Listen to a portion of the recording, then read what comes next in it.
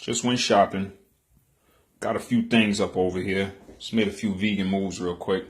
Kind of crazy. I went shopping and I'm up in there and I'm seeing nothing but all these nice, beautiful, wonderful, shiny apples all over the place. And I'm just like, damn, I just want an apple right now. But I can't eat these garbage ass wax pesticide apples. So I went out, found me one of my apple trees, and I just got me like real apple. I know y'all, you don't see these kind of apples right here, you know what I mean, when you go to the supermarket, but this is what your apple's supposed to look like. These are real apples. Real apples have imperfections, you know what I'm saying? And remember, when you're watching this video, you got to understand something, right?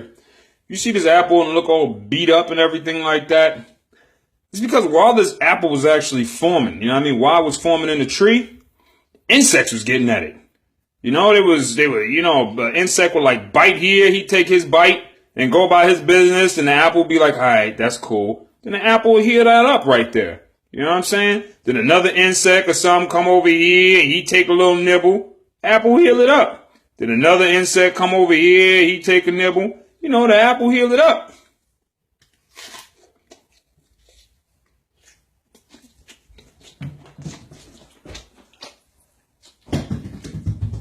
Apple ain't gonna heal up this one though. Apple heal it up. Look at that. They beat up. They got polyps and all kinds of different stuff on them, but god damn, these apples are good. These apples are like legit, y'all.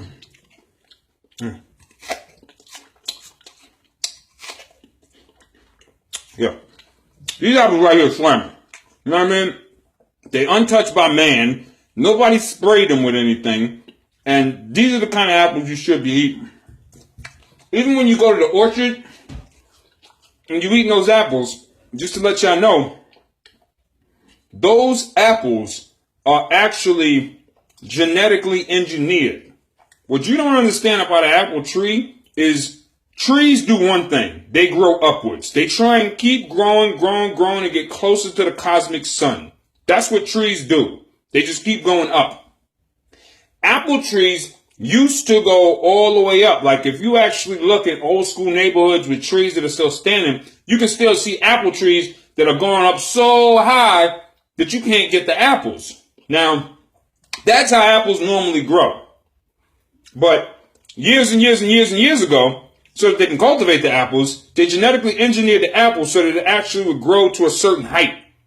And that height makes it so that they can just come out there with their machine, and y'all seen it, they wrap the thing around, they take the tree, and they just shake the hell out of the tree. You know what I'm saying? And all that joint falls down to the bottom there. But apples is dirty, man. If you got if you're in the north or you can find yourself a apple tree anywhere nearby, that's legit right there. And if you think about it, if you never actually, not on an orchard, but if you never actually went out and just found a tree or had a tree in somebody's backyard and just ate an apple like that, then you really have never had a clean, pure apple. A lot of people don't understand that. Like if you've never taken a piece of fruit off the tree that has been, unadulterated, unfucked with by man, then you've constantly been eating, tampered with shit. You know what I'm saying? Another tip, pineapples right here. You know what I mean? If you're going to get a pineapple, like you see like the color of that, if you're looking in between, sometimes you can get them and they'll say tropical golden pineapple. It says tropical golden pineapple because it actually has this golden kind of color once it's ripe. When you're in the supermarket, look for the most yellow one if you want to eat your pineapple soon. If you just plan on, letting it sit there for a minute, what you do is this. Grab a yellow one so you can eat that in like a day or two and have the other one just sitting there ripening. But when you ripen a pineapple, pineapple goes upside down. All right? The pineapple goes upside down. The pineapple goes upside down because when they pick a pineapple, as you can see right here, it's severed from that end.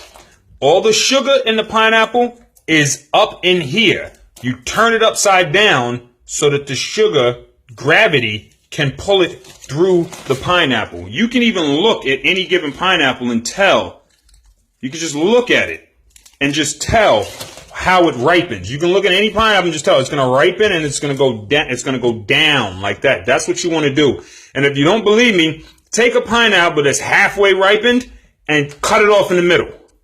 This right here is going to be all nice and sweet. And this is going to, you know what I'm saying? So if you want to, you know what I'm saying? If you want to jerk somebody and they're like, yeah, can I have some of your pineapple? You be like, yeah, let me cut this part off for me. Yeah, you can have the rest of that. You know what I'm saying? All right. And we got these avocados down here. Yeah, man. Avocados, man. They had these in the store. I think these were like $2 for $4 or something crazy like that.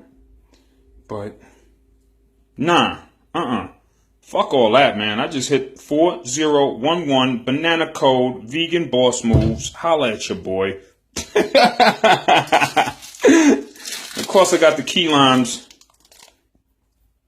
R.I.P. Dr. Sebi. Thanks for putting me on. Key limes in the building. Always.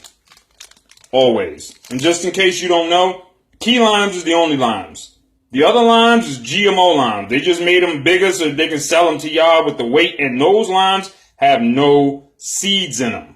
Okay? They have no seeds in them. And if you're watching this and you don't know who Dr. Sebi is, like, listen. If you're watching this and you don't know who Dr. Sebi is, man, you need to check yourself before you wreck yourself.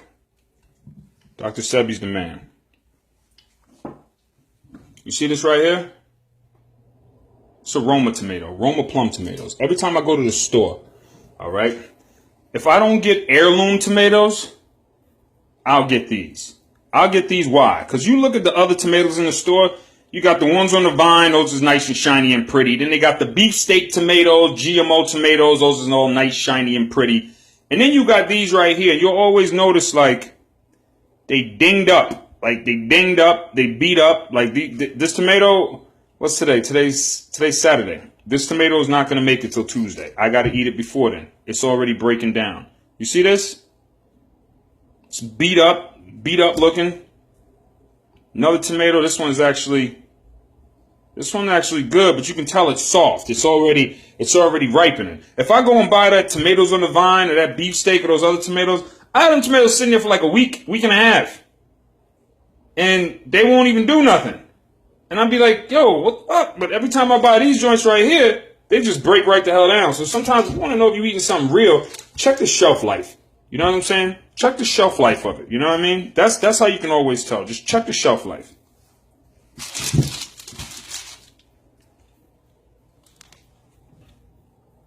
Jackfruit. That's what this is right here. Jackfruit, baby. Jackfruit. I got this from a Vietnamese restaurant right up the block.